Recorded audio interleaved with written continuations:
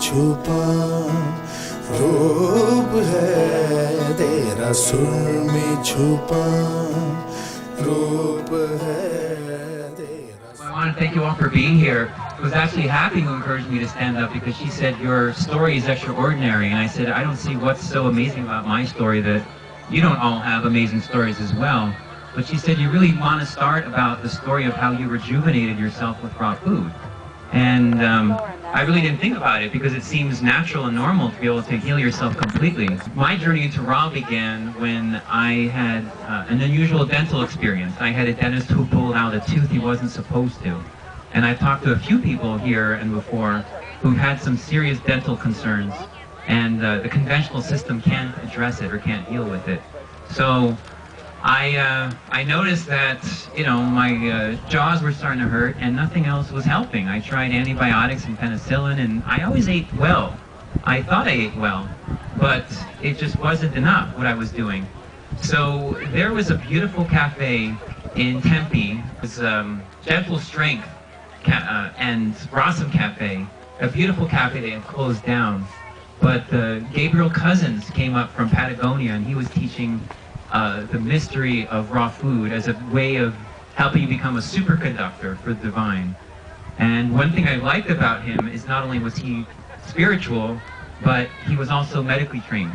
And that was the journey I had from this incredible jaw pain. My jaws were really hurting, and nothing conventional would help. In fact, I found myself getting tired and fatigued, and again, nothing conventional was helping.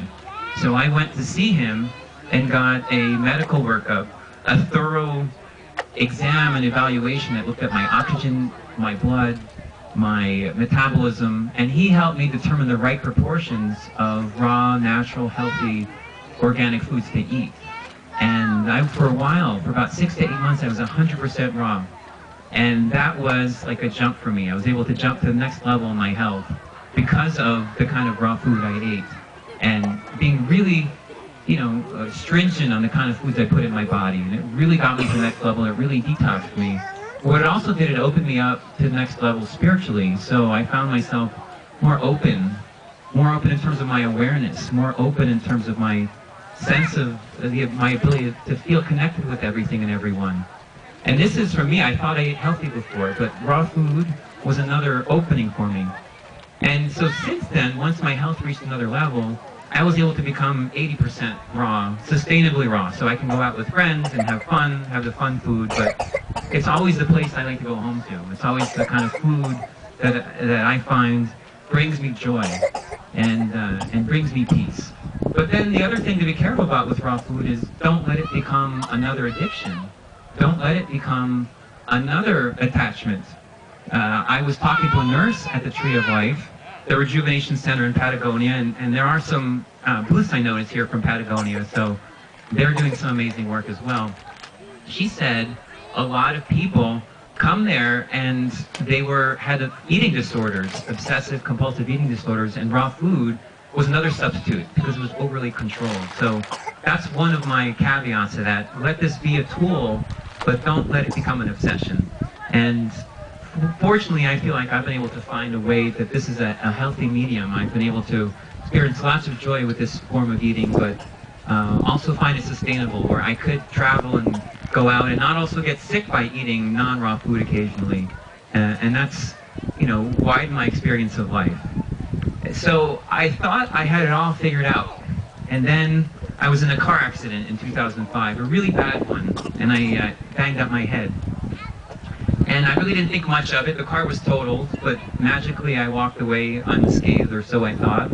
And then I was busy traveling with my mentor. We traveled to Brazil, researching mediumistic cultures and religions, and the kind of shamanistic practices they do in Brazil.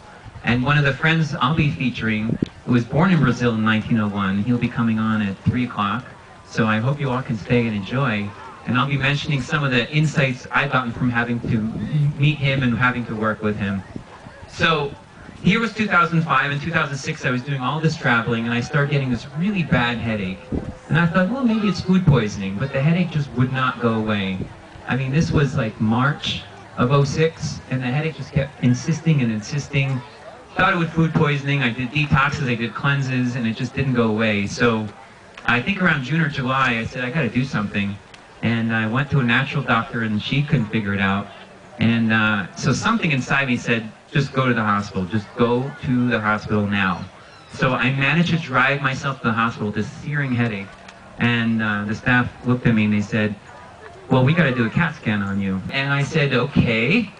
What do you need to check for? They said, we don't know. So they did a CAT scan. They said, you don't have food poisoning, you have a brain anomaly. And I said, bull. I've been eating healthy, I've been eating raw.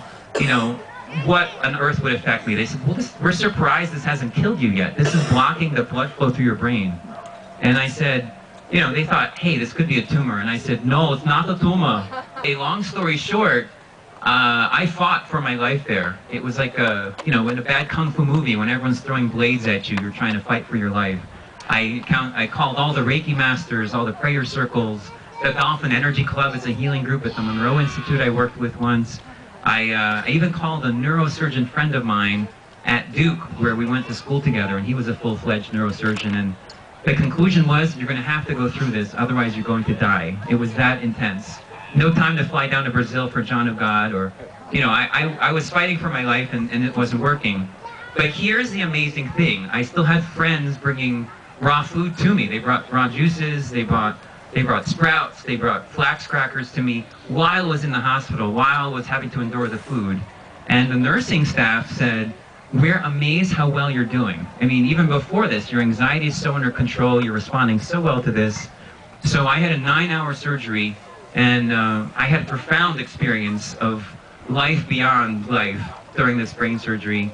And I came back, and the people said they've never seen a surgery that smooth. They let me go home in 3 days, which is unheard of. They were just shocked. And they were so happy to see me recover so quickly, they invited me back and said, we want you to help teach us. What are you doing? And I mentioned raw food is a critical component of that. So once again, if it weren't for the kind of nutrition I had, I don't feel I would have been able to endure that as well. They said there's 90% risk of death, coma, seizure, and this is the world's best neurosurgeon. So I've heard so many amazing stories, and I'm sure all of you have amazing stories, and even day to day, the way you're living, that what raw food can do for you. But beyond that, what is a way of living that's really connected to your body, really connected to the deeper essence of life. And coming out of that experience, I was able to get in touch even more. I felt like my connection to the all that is was ramped up, was really connected. So rejuvenation kept happening, and it can happen at any level, no matter what's going on, no matter what you're doing. I was able to do brainwave biofeedback. That helped me tremendously. I did a lot of plant-based mineralization. So I did Umbaya Gold, for example, has some great minerals. Special water. Special water is so important these days. We think not all water is the same. Obviously, we know not to drink the city water. We think maybe filtered's okay, but the best water, as my friends will attest, is the kind that comes from an artesian springs, fresh out of the earth. But there's other kinds of water too, a special water filter called the Kangen filter.